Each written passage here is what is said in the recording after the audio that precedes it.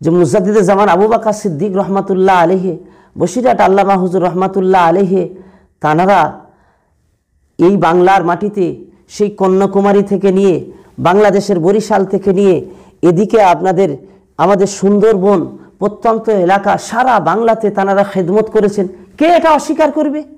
তানারা এত মাদ্রাসা বানালেন, এত খানকা বানালেন, এত মসজিদ বানালেন, মহিলা শিক্ষা সম্পর্কে তানারা জানতেন না? দেখান কেউ একটা মহিলা মাদ্রাসা বানিয়েছিলেন, একটা মহিলা মাদ্রাসা বানিয়েছেন। বড় মাতব্বর, হ্যাঁ এখন বড় মাতব্বর হচ্ছে আমরা, দাদা হুজুরের থেকে বড় মাতব্বর মুজাদ্দিদে জামানের থেকে, যে দেখো আমরা বাংলার মানুষের জন্য কি কাজ করছি। কি কাজ করেছেন? যে কাজগুলো করছি বাংলার মানুষের সামনে খুলে দেবো, প্রমাণ দেন। আমি প্রমাণ দিতে বলছি, শরিয়াতকে সামনে নিয়ে প্রমাণ দেন। যদি আমার বক্তব্য ভুল হয় আমি উইথড্র করব, জাতির কাছে ক্ষমা চাইব। আপনারা প্রমাণ দেন তো আপনাদের মহিলা মাদ্রাসাগুলোতে যে পরপুরুষ শিক্ষক আছে, কোন শরিয়াতে যায় যেটা?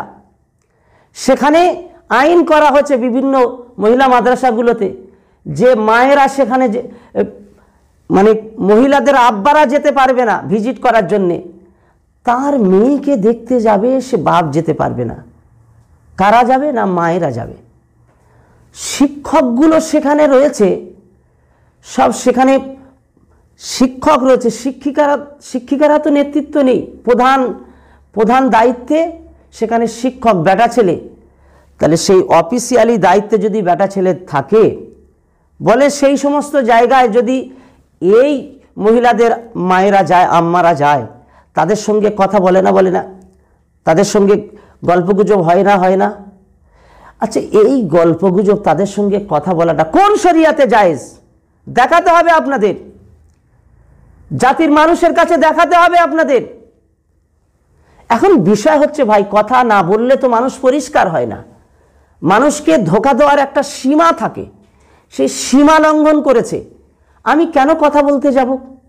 আমি তো কারোর জমি জায়গার ব্যাপার নয়, টাকা পয়সার ব্যাপার না, এটা দাদা হুজুরের সিলসিলার ব্যাপার। কথা বলতে আমানুল্লাহ বাধ্য। কে আমার পক্ষে কে আমার বিপক্ষে আমার কোনো যায় আসে না, আমি কোনো পরোয়া করিনি, আমি একাই যথেষ্ট ইনশাল্লাহ। হিম্মতদারি থাকে তো কোনো কোরআন হাদিস নয়,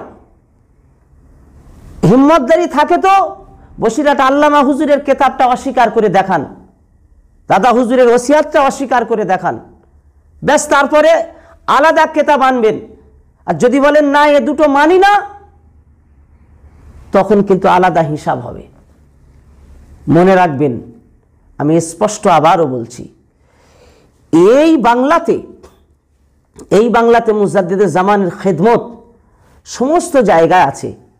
মহিলা মাদ্রাসার বিষয়ে বলার আগে একটা কথা আমি বাংলার জনগণকে বলি, আপনারা খুবভাবে এই কথাটাকে মনে রাখবেন। সেই কথাটা কি? একটা সময় রসুল্লাহ সাল্লাল্লাহু আলাইহি ওয়াসাল্লামের জামানায়, আল্লাহ রসুলের জামানায় একটা সময়, ভাই সেই সময় আল্লাহর হাবিবের সময় মহিলারা মসজিদে নামাজ পড়তে আসতেন। কথাটা শুনছেন? জি, মহিলারা নামাজ পড়তে আসতেন। আল্লাহর হাবিবের সময় মহিলারা যে মসজিদে নামাজ পড়া জায়েজ ছিল, মদিনার মসজিদে নববীতে কোন আম্মা জানেরা নামাজ পড়েছেন দেখান তো? কোন আম্মা জানেরা গিয়ে নামাজ পড়েন, কিন্তু জায়েজ ছিল। পরবর্তী দেখা গেল হযরত আবু বকর সিদ্দিক খলিফাতুল মুসলিমিন রাদিয়াল্লাহু তাআলা আনহুর জামানায় তখন মহিলারা নামাজ পড়েছেন, কিন্তু ওমর রাদিয়াল্লাহু তাআলা আনহুর জামানায় তিনি বললেন মহিলারা আর মসজিদে আসবে না। খয়রুল কুরুনির জামানায় বলছি, সাহাবীরা আসহাবুকান নুজুম, সেই সময়ের কথা বলছি, হযরত ওমর রাদিয়াল্লাহু তাআলা আনহু কেন মানা করলেন? হুজুর বললেন আমি ফিতনার আশঙ্কা করছি, না জানি মহিলারা রাতে আসবে, তারা বিভিন্ন রাস্তা দিয়ে আসবে, না জানি কে তাদের আঁচল ধরে টানবে, না জানি কে তাদের কাপড় ধরে টানবে। এই আশঙ্কা করে আমি মসজিদে আসাটা সম্পূর্ণ নিষেধ করে দিলাম। মসজিদে আসাটা হারাম হয়ে গেল, নিষেধাজ্ঞা হয়ে গেল মসজিদে আসাটা। আচ্ছা ভাই, আপনারা বলুন, সেই জামানায় সাহাবীদের জামানায় হযরতে ওমর হুজুর সাহাবীদের প্রতি আশঙ্কা করছেন, পক্ষান্তরে এটা বোঝা যায় যে না জানি কোনো সাহাবী এই রকম নারী লোভী হয়ে গিয়ে কার চাদর না ধরে ট্রেনে পড়ে, এই আশঙ্কা আমি করে বন্ধ করে দিলাম। আজও বন্ধ, সেই আইন বলবৎ। তো সাহাবীদের জামানায় সাহাবীদের যদি এই রকম ধারণা হয় যে নারীদের প্রতি এই রকম না জানি কোনো খারাপ কাজ হয়ে পড়ে, তো এখন এই রকম আশঙ্কা আর নেই। এখন আশঙ্কা নেই যে তাহলে বলতে হবে সাহাবীদের থেকে বড় ইমানদার মনে হয় সব। এখন আর আশঙ্কা নেই। কত মহিলার মারা আসবে, মাদ্রাসায় আসে, কত আবেদন দুঃখের কথা বলে, না আমার এই মেয়ের বাপ নেই, এই মেয়ের আমার মেয়ের আব্বা মারা গেছে, ও তো এতিম হয়ে গেছে, আমি কোনো রকম খেটে খুটে খাই। এই সব যদি পুরুষদের সঙ্গে কথা বলে, স্বামী নেই, তাহলে কি হবে? খাতির হয়ে গেল, হ্যাঁ বউ আমি দেখাশোনা করব, কোনো অসুবিধা নেই, তোমার মেয়ের ভালো করে দেখব। তারপরে ফোন কলে কথা হলো, কটা দলিল দেব? কত মহিলা মাদ্রাসায় নোংরামি হয়েছে, কটা দলিল দেব? এমনি ছেলেদের মাদ্রাসায় কত লাওয়াতাতের ঘটনা আছে। মহিলা মাদ্রাসা না জায়েজ বলিনি আমি, আবার বলছি মহিলা মাদ্রাসা জায়েজ, কিন্তু সেটা মহিলা দ্বারা নিয়ন্ত্রিত হতে হবে। আমার কথাটা ভুল বুঝবেন না, যেন ভুল ব্যাখ্যা দেবেন না। আমি অনুরোধ করছি সকলের কাছে, শিক্ষা ভালো, শিক্ষা কোরআন তো বলেছে, কোরআনের সেই আইনটাকে কেন বলবৎ হবে না? তাহলে কিসের শিক্ষা? ফুরফুরা শরীফের আবু ইব্রাহিম হুজুর তো মহিলা মাদ্রাসা করেছেন। হ্যাঁ আছে, এখন সেই মহিলা মাদ্রাসা আছে, মাশাআল্লাহ, সেই মহিলা মাদ্রাসা তো এখন চলছে। কিন্তু আবু ইব্রাহিম হুজুরের মেয়ে, তিনি মহিলা মাদ্রাসার প্রধান শিক্ষিকা এবং তিনি নিয়ন্ত্রণ করেন, সব স্টাফরাই মহিলা। আলহামদুলিল্লাহ। বড় হুজুর পীর কেবলা করেছিলেন, ফুরফুরার পাশেই রয়েছে একটা মহিলা মাদ্রাসা, যেটা হচ্ছে হাই মাদ্রাসা বলে। সেই হাই মাদ্রাসা কোনো পুরুষ নেই, সব মহিলা দ্বারা নিয়ন্ত্রিত আছে। আমার বক্তব্য বাংলার মানুষের কাছে, আজ মানুষগুলোকে ধোঁকা দিয়ে বাজিমাত করার ধান্দা চলছে, ফুরফুরা সিলসিলাকে আজকের ধূলিসাৎ করে দেওয়ার চেষ্টা চলছে, ইসলামকে কালিমা লেপন করার চেষ্টা চলছে। আমি তাই সকলের কাছে অনুরোধ করছি, ভাই আমার, আর বিশেষ করে একটা কথা না বললেই নয়, যে কথাটা খুব বলতে হবে, যে কথাটা নিয়ে আরও কথা উঠছে, আপনারা এটা জানবেন। একটা হাদিস, ওনাদের মুফতি সাহেব একটা হাদিস বলেছেন, যে হাদিসটাকে উদাহরণ দিয়ে বলছেন যে এটা চলবে, এই বুখারী খতম যে মাইকে পড়েছে এটা চলবে। হাদিসটা কি বলেছিল জানেন? হাদিসটা হলো এই, আম্মাজান রাসূলুল্লাহ ইন্তেকাল করার পরে আম্মাজান আয়েশা সিদ্দিকা রাদিয়াল্লাহু তাআলা আনহার কাছে সাহাবীরা গিয়ে উপস্থিত হয়েছেন। কিছু সাহাবী গিয়ে জিজ্ঞাসা করছেন, শুনছো ভাই, কিছু সাহাবী গিয়ে জিজ্ঞাসা করছেন যে ওগো আম্মাজান, আল্লাহর হাবিব কেমন ছিলেন? তো আম্মাজান বললেন, কানা খুলুকুল কুরআন, আল্লাহর হাবিব তো কোরআন যেমন তেমনই ছিলেন, তোমরা কি কোরআন পড়ো না? তো এই হাদিসটাকে দলিল হিসাবে ব্যবহার করে বলছেন, এই তো আম্মাজান সাহাবীদের সঙ্গে কথা বলেছেন, মানে তো এখন আমরা যে এই বুখারী একটা দুটো মেয়েদের পড়াচ্ছি, এই যে বা বিভিন্ন ওই অনুষ্ঠানে মেয়েরা একটু আধটু বলছে, এটা তাহলে ওই সুবাদে জায়েজ হয়ে যাবে। এই যে কথাটা বলে মানুষকে ব্ল্যাকমেল করার চেষ্টা, মানে আম গাছের ছাল জাম গাছে লাগিয়ে দিয়ে ব্যাস হয়ে গেল। আমি তো মানে আফসোসের সঙ্গে বলছি, এই অসত্যটাকে, হারামটাকে জায়েজ করাবার জন্যে বিভিন্নভাবে ঠেলে নিয়ে গিয়ে বার থেকে জায়েজ করাবার চেষ্টা চলছে না তো? যেহেতু একটা অন্যায়, এখনো সময় আছে তওবা করার, কারের প্রতি আমাদের কোনো হিংসা নেই, আমার ব্যক্তিগত নেই, কেন হিংসা থাকবে? কিন্তু অন্যায়টাকে অন্যায় বলতে হবে। দেখেন পরিষ্কার করি কথাটা, এই ধরুন ফটো তোলা হারাম না? ফটো তোলা হারাম, ফটো তুলে রাখা যাবে না, এই ফটো তোলা হারাম। কিন্তু ভারতীয় কনস্টিটিউশনের নিয়ম অনুসারে আপনি ফটো যদি না তোলেন, আই কার্ড না বানান, আপনি পাসপোর্ট না করেন, ফটো যদি না দেন, তাহলে তো আপনার অসুবিধা আছে। ফটো প্রয়োজনের তাগিদে তুলতে হয়, মুফতি সাহেবরা বলছেন। এখন তার মানে মুফতি সাহেবরা কি বলতে পারবেন ওই ফটো তোলাটা হারাম আর নেই, হালাল হয়ে গেছে? হারাম হারামই আছে, কিন্তু প্রয়োজনের তাগিদে করেছেন। হারাম কোনোদিন হালাল হবে না, এটাই বাস্তব। কিন্তু এখানে হারামটাকে হালাল বানাবার চেষ্টা, ওই হাদিসটাকে সামনে নিয়ে কিভাবে হালাল বানাবার চেষ্টা, দেখেন আমি আপনাকে তার দৃষ্টান্ত দিচ্ছি। সেটা কি জানেন ভাই, সেটা হলো এই কথা একটু বলতে হচ্ছে, আপনাদের বোঝাতে গেলে তো কথাটা বলতেই হবে।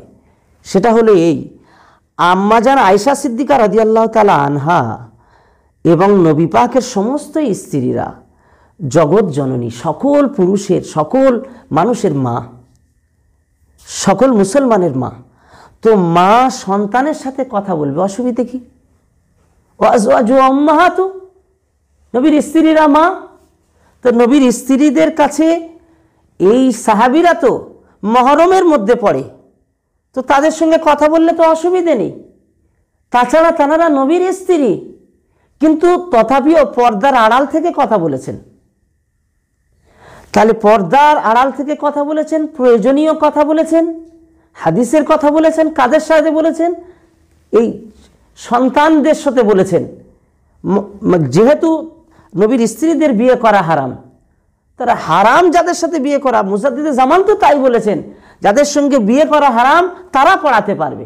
তার হাদিসের সঙ্গে মুজাদ্দিদে জামানের কথা তো মিল আছে।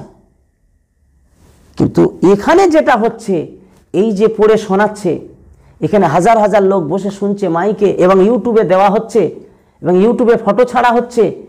হ্যাঁ গো, এই সবাই কি মহরম? কি জানি না, কি অবাক একটা কাণ্ড চলছে।